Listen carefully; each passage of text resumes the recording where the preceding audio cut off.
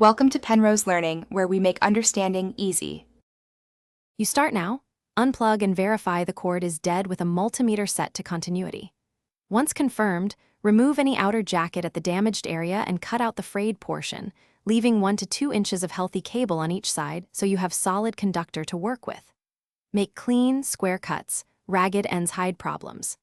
After cutting, strip 1/2 inch of insulation from each conductor, exposing copper for a secure connection. Keep the workspace organized and keep strands untangled.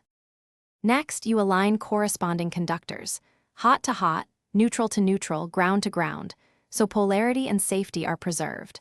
Slide appropriately sized heat shrink tubing onto one cable leg before you join anything.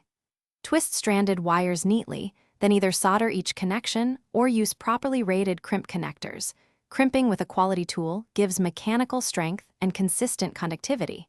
Make smooth joints with no stray strands. Once joined, slide heat shrink over the exposed splice. Finish by installing the replacement plug. Open it, feed the cord through the strain relief, and tighten terminals to the correct screw torque. Hot to brass, neutral to silver, ground to green. Once assembled, test continuity and correct polarity with your multimeter, then plug into a GFCI or outlet while observing for heat or unusual sounds.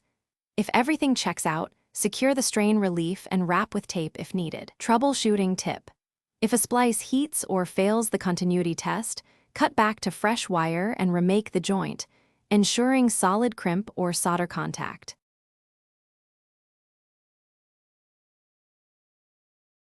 Thanks for watching. If this was helpful, leave a like and consider subscribing. See you next time.